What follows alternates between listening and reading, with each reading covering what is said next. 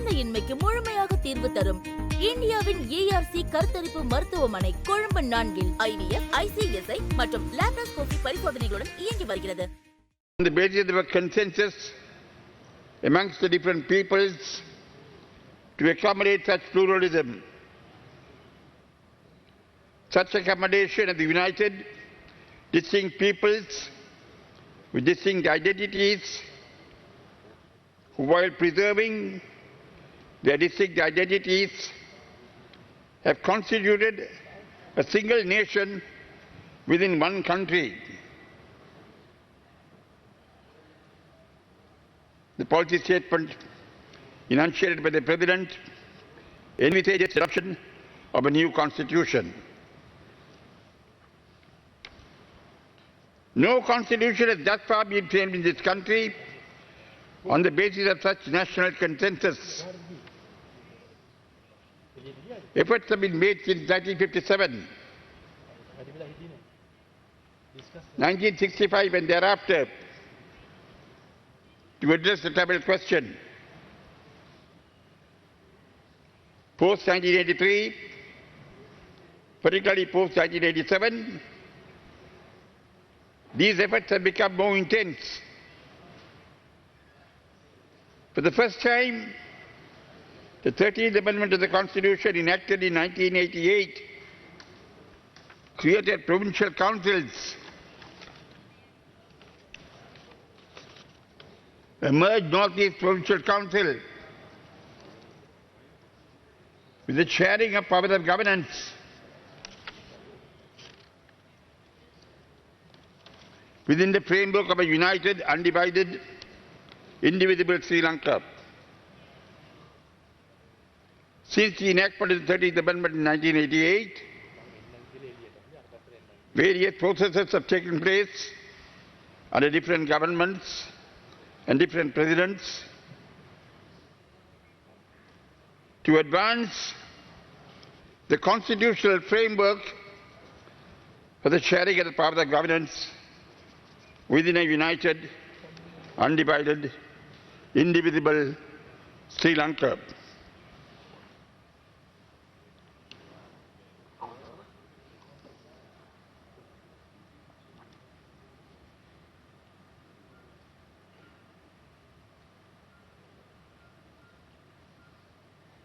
Substantial consensus has emerged under these processes.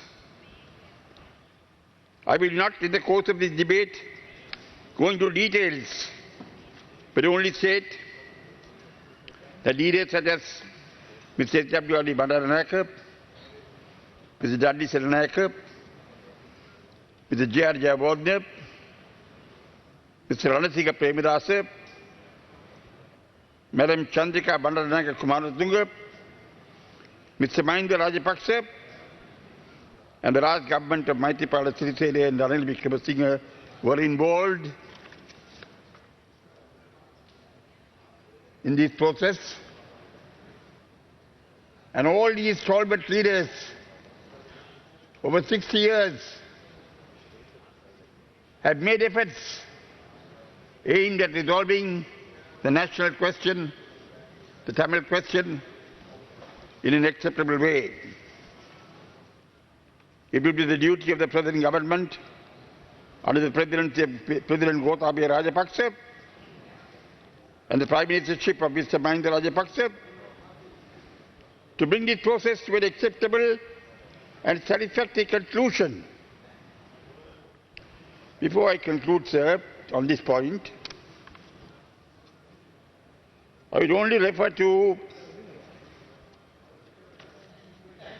certain positions enunciated by President Mahinda Rajapaksa, now Prime Minister Rajapaksa, during the time he was President of this country.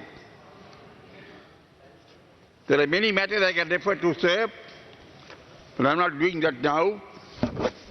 But I think it is important to put on record what President Mahinda Rajapaksa had to say when he was President, because he is now the Prime Minister of this country and also the brother of the present President and the leader of the party to which both the President and the Prime Minister belong. President Mahinda Rajapaksa addressed the All Parties Representative Committee, APRC, and the Multi-Ethnic Experts Committee on 11th of July 2006. I will only quote the relevant parts. He said, and I quote, "The unity, territorial integrity and sovereignty of our country must be preserved. This cannot be open to bargain. Our approach has been widely endorsed by the international community, notably India and the co-chairs, who have clearly stated and ruled out any form of division of the country. Our objective must be to develop a just settlement within an undivided Sri Lanka."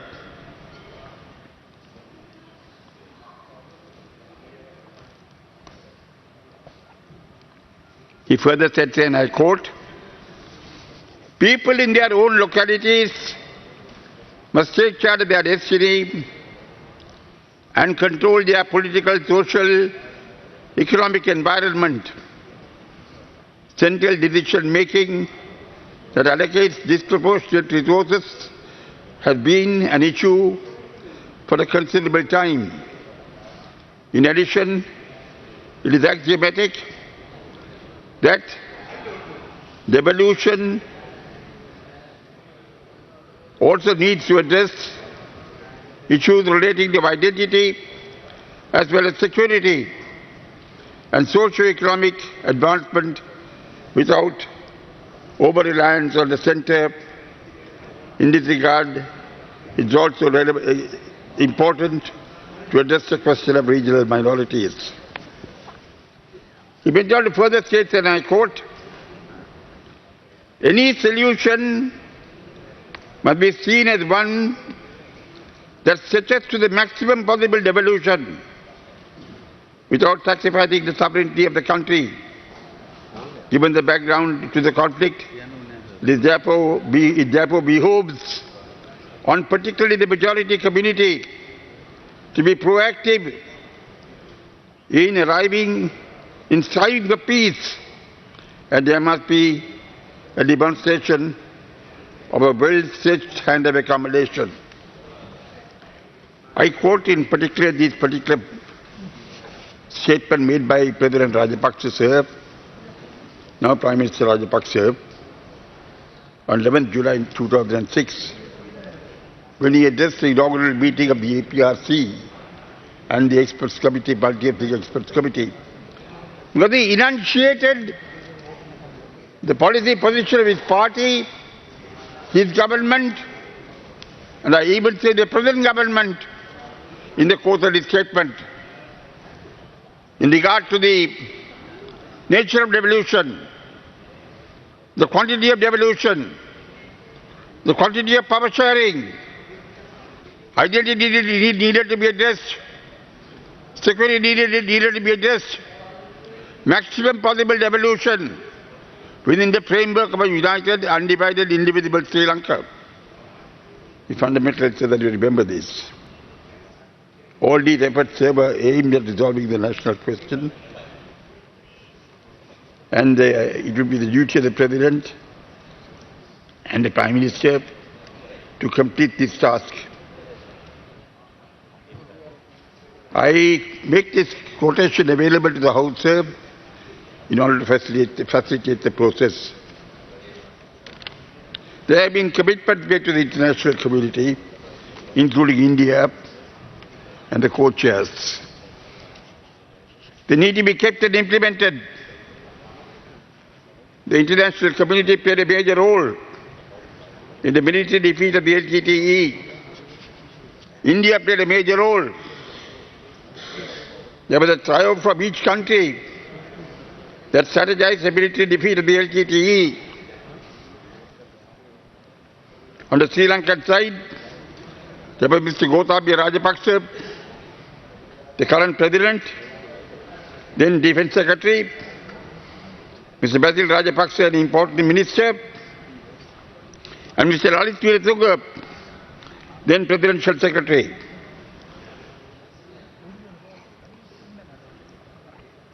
On the Indian side, there was Mr. M.K. Narayanan, then National Security Advisor of India, Mr. Shiv Shankar Menon, then Foreign Secretary, and India's Defence Secretary. LTTE was seen by both Sri Lanka and India as an impediment to a reasonable negotiated political solution. The military defeat of the LTTE was seen as a precursor to a reasonable political solution. Commitments were made to India and other members of the international community, including the co-chairs, in regard to a political solution. The military defeat of the LTTE is also substantially attributable to the assistance of both India and the international community to achieve that objective. The said commitments need to be honoured. They cannot be reneged upon.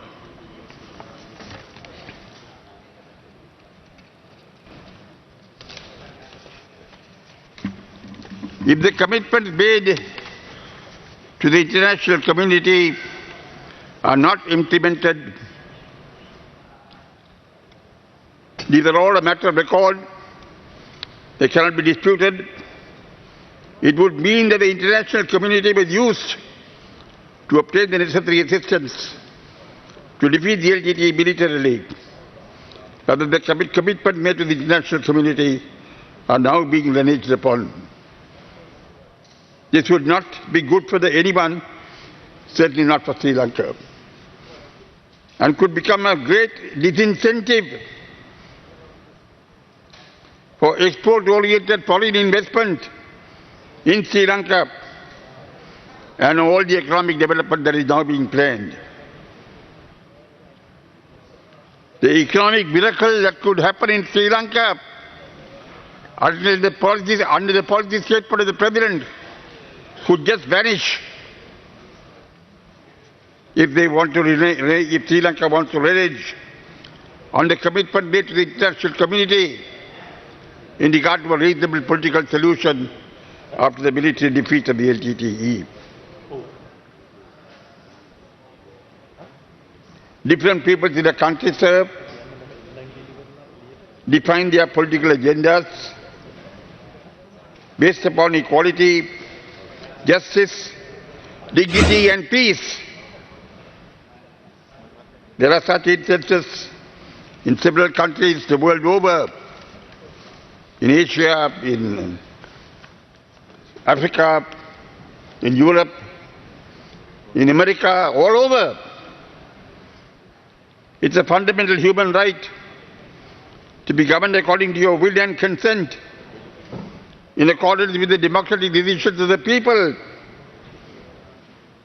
Democracy is the foundation of our system of governance. We are all strongly committed to the continuance of this commitment.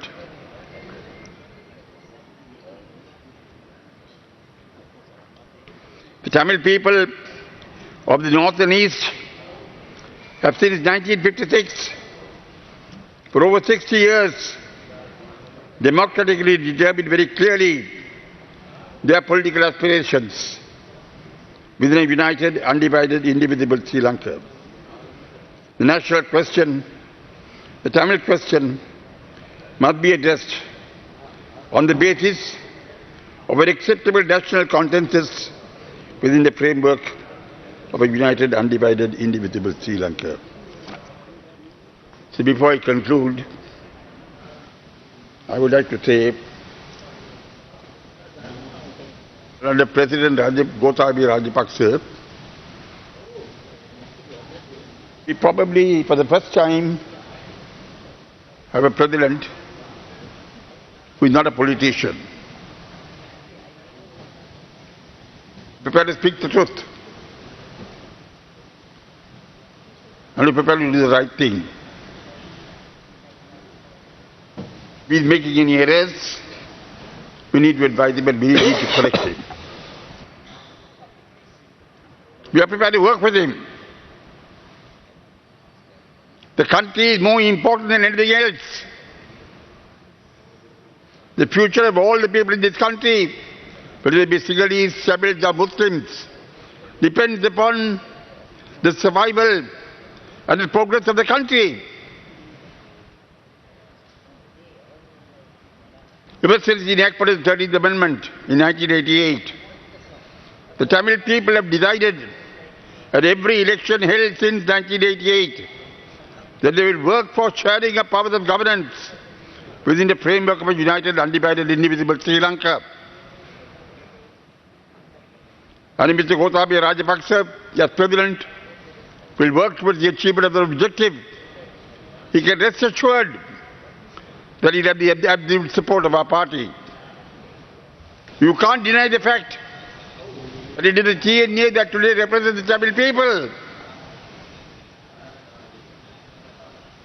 Mr. Gotabaya polled 9 million votes in the country. 85% of the Tamil people, on our call, voted against him. He couldn't capture their vote. You can't capture their vote with henchmen. You can't capture their vote with soldiers. You can only capture their vote with the support of people who understand the legitimate aspirations of the Tamil people. Their civilization, their traditions, their language, their culture, their dignity, their self-respect, these are fundamental.